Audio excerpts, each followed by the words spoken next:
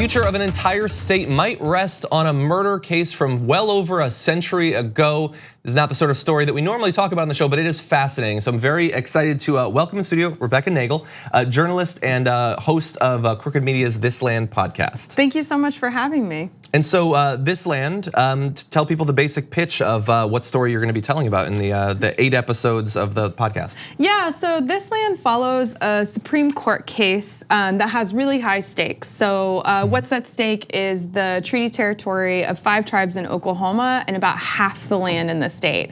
And it started actually with a murder in 1999. So a Creek citizen killed another Creek citizen and was sentenced to death by the state of Oklahoma. But then in his appeals, he argued that the state of Oklahoma didn't have jurisdiction to prosecute him because his crime happened on a reservation. Oklahoma says that reservation no longer exists, and so now that's the question that the Supreme Court is weighing, and it's gonna come out with a decision any day now, as early as Thursday. And so that sort of defense, has that been used before? You know, it sounds like it would be this really unusual circumstance, but it's not unusual for local governments and for state governments to not respect tribal territory, or for there to be a conflict between what the tribe asserts as their land and what the state asserts as their land. And so, yeah, so this case, while it's really unique, we see that in Indian country a lot, where maybe like the local government or the state government doesn't respect the treaty territory of the tribe. Okay, and so you talked about this topic or aspects of this topic back in 2018 in an op-ed at the Washington Post, yeah, which I was reading, which is again fascinating.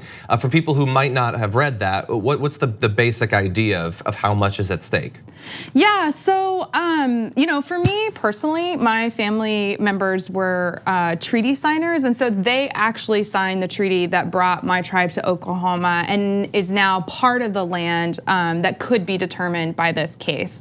And so they were actually assassinated for signing that treaty, and so it's a family story that has been handed down to me. And so personally, what's at stake for me in this case is the sacrifice that my own family made.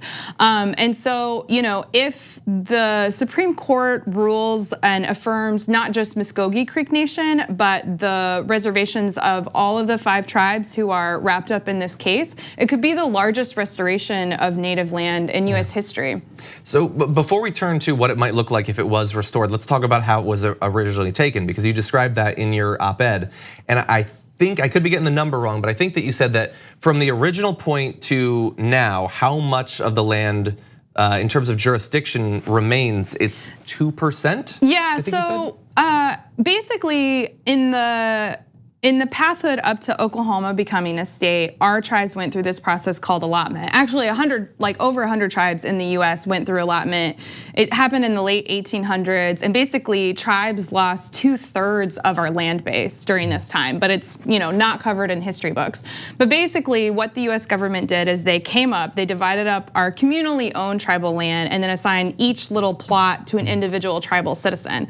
But then after a while, they really wanted white people to be able to settle that land, so they allowed white people to come in and purchase it. But what ended up happening is that most of the land was taken, some by sale, but a lot by swindle and by cheating and by outright theft. And so after 100 years of the legal status quo that allotment set up, only 2% of that land within Cherokee Nation is still recognized by the state of Oklahoma as Indian country. Yeah, that process was fascinating. That you basically remove the communal power and authority and make it up to individuals who can be more easily swindled out of their land. Yeah, and we're targeted by really, you know, people could be assigned a white guardian who could lease or sell their land. You know, it could be taken over by squatters. The whole system was basically designed to give the land to individuals, but then to make it easy for white settlers to take. Okay, so let's talk about the future. Is Oklahoma gonna get cut in half? So when will we know, and what is it looking like might happen? Yeah, so I think it's important to say, like, you know, will the state of Oklahoma be cut in half? Like, what will happen if these reservations are affirmed is that, you know, reservations exist all over the country, and you know, city governments and state governments in most of the states west of the Mississippi, and city, states, and state governments operate side-by-side reservations all the time. So like half the city of Tacoma is a reservation, basically a suburb of Seattle, medium-sized city. A third of the state of Arizona is reservation land, and those are places that function just fine. So the sky isn't gonna fall down. It's not gonna redrop the map of Oklahoma. Oklahoma will just be like other states that have reservations within their borders. And because tribes actually have very little jurisdiction over non-native people on our reservations, for non-native people living in Oklahoma, like not much in their day-to-day life is gonna change. What it really does is protect the sovereignty of our tribes and really allows our tribes to maintain our self-governance and maintain our sovereignty over our land. And so if this does happen, you described it as it would be the largest repossession of the land that was taken. Yeah. And I think it's important. Our tribes, say that our reservations were never disestablished by Congress, and so this has always been our reservation land. But Oklahoma doesn't recognize that, and so what the Supreme Court basically could do is make our state recognize what we've always known is true. Yeah, and is there the possibility that this sort of situation could happen in other states? Yeah, like I said, there are, there was a really similar case that came out of Nebraska that was decided by the Supreme Court just 2 years ago. It was a smaller area of land, but it was a similar thing where the local government said, this hasn't been the tribe's land for this long. They can exercise their jurisdiction here. This doesn't belong to them. And the Supreme Court said, actually it does. And basically the same question that's being presented by this case. So it'll be really interesting now that we're talking about more land if they stick to the same principles.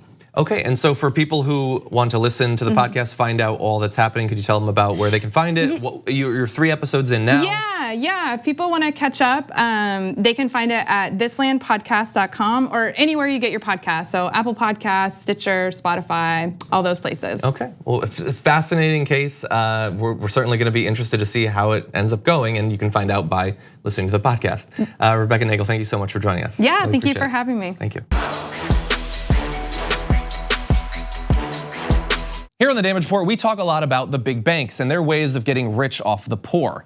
They saturate the market, but there are other options. And I've got info on a socially and environmentally responsible financial institution that has no ATM fees, gives you cash back on every purchase. They even commit 10% of their earnings to charity.